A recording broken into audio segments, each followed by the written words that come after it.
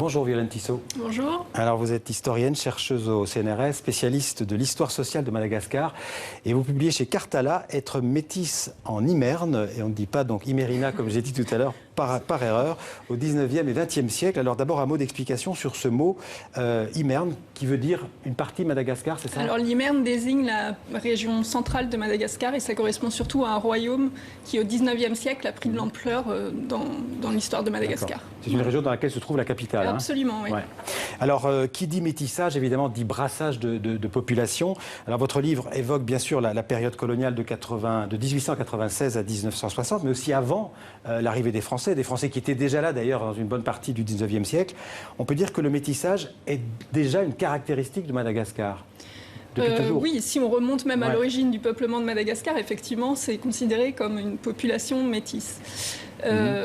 Après, très mélangé. Très mélangé, absolument. Après, la colonisation donne au sens métis un terme nouveau qui est qui désigne les descendants d'Européens et de Malgaches. Donc le sens se restreint, mais effectivement, si on prend l'histoire générale de Madagascar, c'est une population métissée. Alors, avant de parler du métissage et de ses conséquences, je disais que la France était déjà présente à Madagascar avant 1896, et vous parlez dans votre livre d'un certain Jean Laborde qui a un destin assez incroyable, et surtout ses descendants qui sont en fait métis, si j'ai bien lu, par leur mère malgache et qui occupent une question, on peut dire, centrale dans cette question métisse, entre guillemets, à Madagascar. Absolument. Expliquez-nous, qui est ce Jean Laborde? Donc Jean Laborde est un personnage assez singulier qui arrive en 1830 à Madagascar suite à un naufrage et qui, alors que jusqu'ici les Européens étaient plutôt cantonnés sur les côtes de Madagascar, va réussir à pénétrer dans ce royaume d'Imerne et va acquérir une place très importante auprès de la monarchie Imerne qui règne dans ce royaume. Donc il a un enfant avec une femme malgache et la trajectoire de cette famille est vraiment très intéressante à suivre parce que justement c'est celle qui a le plus d'ampleur généalogique et elle permet de voir comment la colonisation va modifier les stratégies de ces métis. Donc on voit par exemple... Il incarne un peu ce métissage à lui tout seul. Ouais. Absolument. Ouais. Et on voit justement comment ils essayent d'échapper à la catégorisation métisse imposée par la colonisation. Ouais.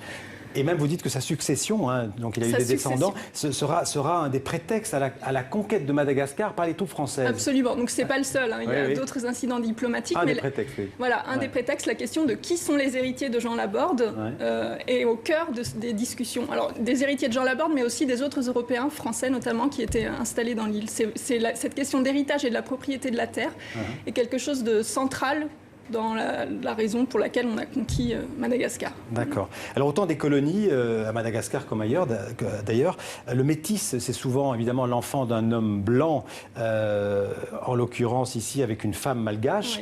Oui. L'enfant métis de ce couple, à Madagascar, il était considéré comme français ou malgache, où il avait un statut particulier? Alors, tout dépend en fait si l'union a été régularisée à l'état civil ou non. Donc les Français qui étaient mariés légitimement à des malgaches, les enfants étaient citoyens français. La question se posait alors en termes de citoyenneté et d'indigénat.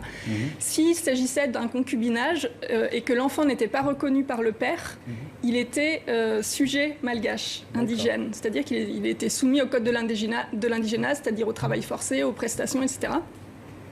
Et les autorités coloniales ne se satisfont pas de ce statut parce que ces métis sont en partie du sang européen, donc ils sont en partie considérés comme européens. Et donc ils aménagent la législation pour que ces enfants métis non reconnus puissent acquérir la citoyenneté française plus aisément. Et cette citoyenneté, elle passe toujours par le père?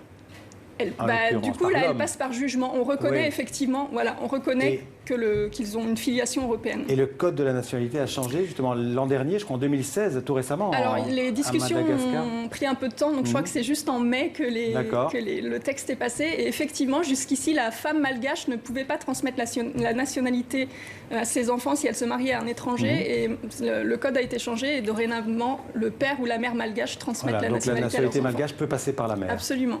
Alors vous racontez que l'enfant métis portait un prénom, parce que aussi la question des noms et des prénoms en particulier est importante, portait un prénom européen s'il était un garçon et souvent un prénom malgache si c'était une fille.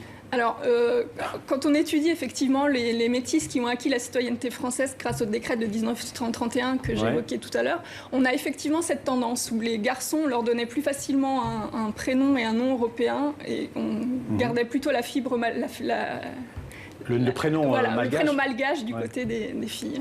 Comment était considérée la femme malgache qui avait un enfant avec un Français, avec un Européen? Alors ça dépend vraiment des milieux sociaux, des moments.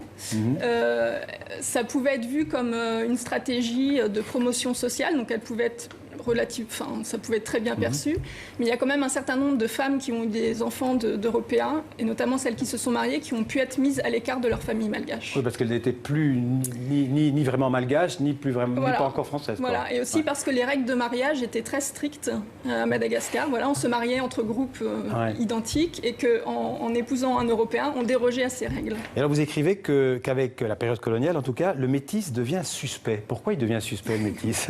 Parce qu'il est entre le colonisateur et le colonisé. Donc on ne sait pas trop quel statut il a. Et puis il y a aussi toute une idéologie raciale qui imprègne ces années. Et donc on ne sait pas...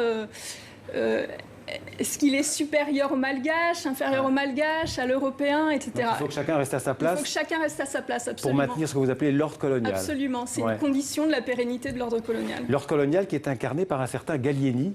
On connaît la station de métro à Paris, mais Gallieni, en fait, c'est un personnage assez incroyable.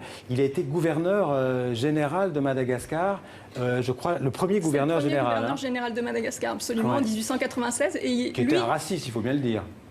Bah, après, c'est l'époque. Enfin, oui. D'accord, un raciste de son époque. Bah, oui. Enfin, bon, faut remettre dans le contexte de l'époque. Mais en tout cas, il est un des premiers. Lui, il est en revanche très favorable au métissage, et donc il va plutôt même l'encourager à travers la colonisation militaire. C'est-à-dire que les militaires qui avaient fait la conquête de Madagascar ont eu la possibilité de rester à Madagascar. En échange, on leur octroyait des terres. Et Gallieni est très, très favorable à leur union avec des Malgaches, car pour lui, ça permettait d'améliorer donc la race entre guillemets et d'avoir de Gobineau, enfin bon, ces idées, et donc d'avoir une population plus adaptée au climat malgache, qui connaît aussi les us et les habitudes malgaches, et donc d'ainsi mieux coloniser le pays finalement. Il faisait du métissage un moyen de colonisation. Tout ça sur fond de rivalité avec les Britanniques, parce que alors ça c'était avant la colonisation. Avant 1896, bien sûr. Alors la question métisse, elle a aussi des conséquences. Vous en parlez dans le livre sur l'éducation. Les métis, ils vont dans quelle école? Est-ce qu'ils vont dans les écoles réservées aux Malgaches ou dans les écoles des Européens? Alors ça, ce sont aussi des choix. Un peu entre deux chaises. Voilà, ce sont aussi des choix, des stratégies familiales.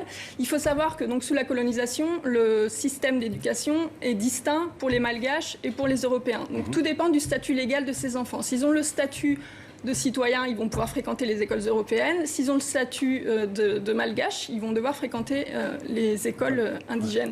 Mais il faut savoir qu'en 1902, il y a une école des enfants métis qui a été créée, notamment sous l'instigation de Gallieni. Une école publique. Une école publique, absolument. Parce qu'il y avait aussi des écoles chrétiennes. Voilà, il y avait aussi des écoles catholiques qui ont souvent eu les faveurs des métis, parce que c'était une stratégie gagnante, en fait, pour ensuite acquérir la citoyenneté française. Et donc cette école publique, vous disiez, a été créée en 1902 ? A été créée en 1902, a été reconnue officiellement en 1942, donc pendant la Seconde Guerre mondiale, et elle était destinée aux métis, avec l'idée de leur offrir des conditions matérielles, un métier qui leur permettrait ensuite d'avoir un statut correspondant au statut d'Européen. Je reviens un peu au couple mixte, le couple européen ou français malgache.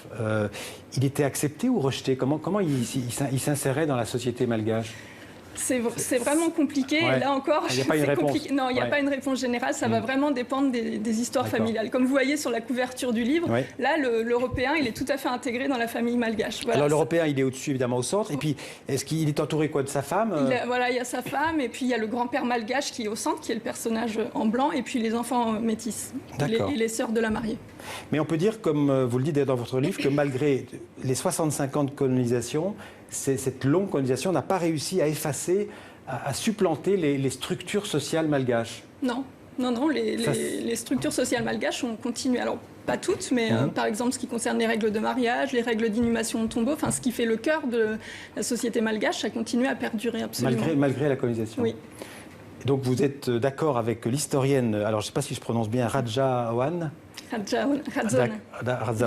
qui signe la préface de votre livre et qui dit que la question métisse est une invention, finalement, on pourrait résumer, que la question métisse est une invention des colonisateurs. Elle a raison? Elle a raison. Ouais. Elle a raison, c'est ma directrice de thèse, donc je ne peux pas non plus la contredire. Vous n'allez pas la contredire. Non, mais elle a tout à fait raison. Et c'est ce que j'ai essayé de montrer dans le livre, c'est comment la colonisation, avant la colonisation, le métissage n'est pas un problème. La colonisation, on fait vraiment un problème en décidant, par exemple, de compter les métis dans les statistiques, de créer des écoles à leur intention, d'aménager la législation pour qu'ils puissent acquérir la citoyenneté. Donc il y a toute une mesure comme ça de politique qui sont prises en direction des Ouais. métis qui ont été prises parce que ça a été vu comme un problème pour les autorités coloniales. Et c'est quelque chose qu'on retrouve aussi dans toutes les colonies françaises ou britanniques, etc. C'est vraiment quelque chose qui traverse la Et colonisation. aujourd'hui, en un mot, les métis à Madagascar, ils ont un statut particulier, ils sont acceptés, c'est un problème qui est résolu, j'allais dire. Je pense que c'est un problème qui est résolu. Oui. Merci beaucoup. Hein. Je renvoie votre livre, donc Être métis en Imerne, donc à Madagascar au 19e et 20e siècle. C'est finalement un livre sur l'appartenance et sur l'identité. Merci beaucoup d'être venu en parler dans le 64 minutes. Merci à vous. Merci.